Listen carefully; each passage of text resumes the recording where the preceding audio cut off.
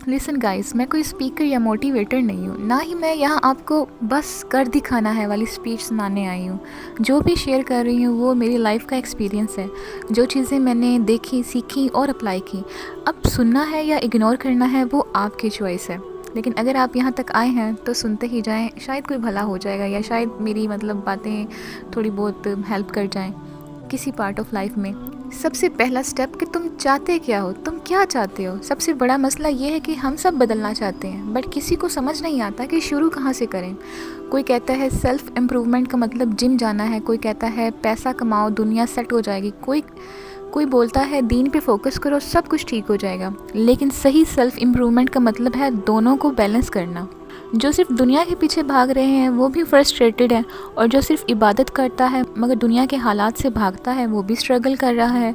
तो दीन और दुनिया का बैलेंस कैसे करें?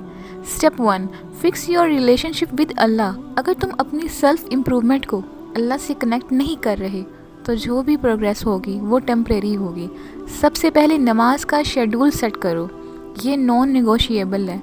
फर्स्ट, फजर टाइम पर उठना तुम्हारी डिसिप्लिन की पहली ट्रेनिंग है। जो बंदा नमाज नहीं छोड़ता वो ज़िंदगी के किसी और एरिया में भी कमेंटेड होता है, यानी कि कमेंटेड से मुराद कि वो उसको और भी बहुत से काम होते हैं। मुझे याद है पहले मैं भी यही सोचती थी कि मैं बिज़ी हूँ, नमाज बाद में पढ़ लूँगी, लेकिन जब मैंने हर हाल में नमाज को फ़र्स्ट प्रायोरिटी बनाया मेरी लाइफ ऑटोमेटिकली डिसिप्लिन में आ गई।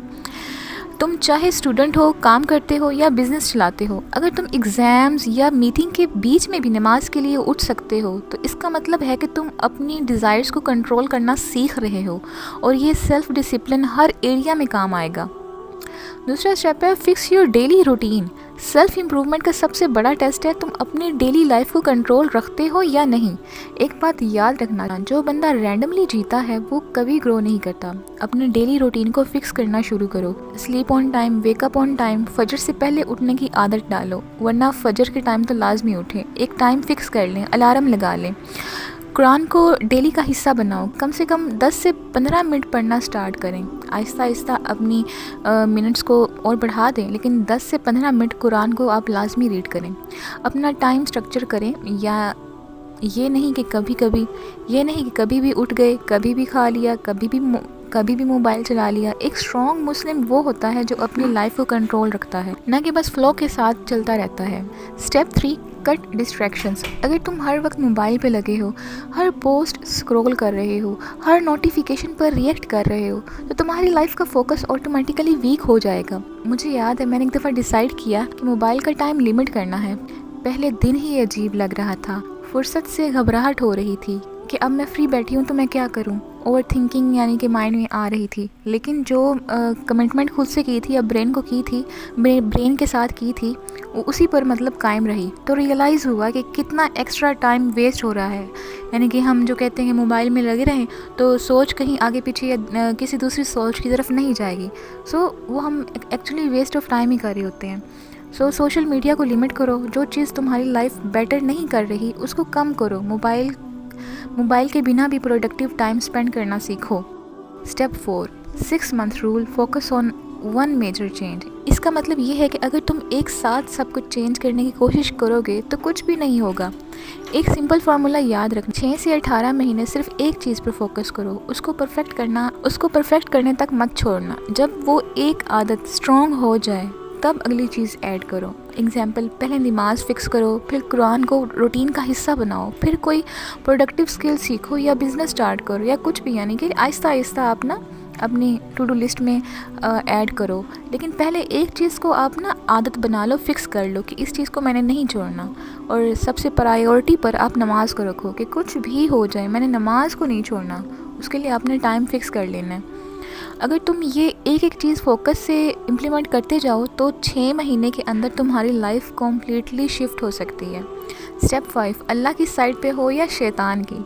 जब तुम सेल्फ इम्प्रूवमेंट स्टार्ट करोगे तो हर्डल्स आएंगी, और एक चीज़ याद रखना, शैतान चाहता है कि तुम डिस्ट्रैक्ट रहो, क्योंकि उसने चैलेंज किया था कि मैं तो अल्लाह के बंदे को गलत रास्ते पर लेकर आऊँगा। तो आप खुद सोचो कि आप शैतान की साइड पर जाना चाहते हैं या अल्लाह की साइड पर। नमाज छोड़ने के एक्सक्यूज़ेस आएंगे, प्रोक्रास्टिनेशन आएगी, लेज़ीनेस आएगी। लेकिन जब तुम रोज़ अपनी प्रायोरिटी सेट करोगे तो तुम ऑटोमेटिकली राइट पाथ पर चलना शुरू कर दोगे। नमाज कभी मत छोड़ो, कुरान को गाइडेंस के लिए डेली पढ़ो। मतलब एक किताब हमें गिफ्ट के तौर पर अल्लाह की तरफ से मिली हुई है। हम तो बहुत खुश होते हैं ना, लाइक हमें गिफ्ट मिला है, ओ वाओ अमेजिंग गिफ्ट हमें रिसीव हुआ है, ये गिफ्ट वो गिफ्ट।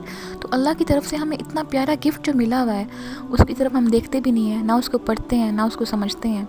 जो भी सीखो उसको इम्प्लीमेंट करो, क्योंकि जो बंदा अल्लाह की तरफ एक कदम बढ़ाता है, अल्लाह उसकी मदद के लिए 10 कदम आगे बढ़ाता है। सो सेल्फ इम्प्रूवमेंट का असल फार्मूला, सोचने से कुछ नहीं होगा, करना पड़ेगा। अपनी लाइफ का कंट्रोल लो, रैंडम मत जियो, नमाज और कुरान को अपनी डेली हैबिट बनाओ, डिस्ट्रैक्शन को काट दो।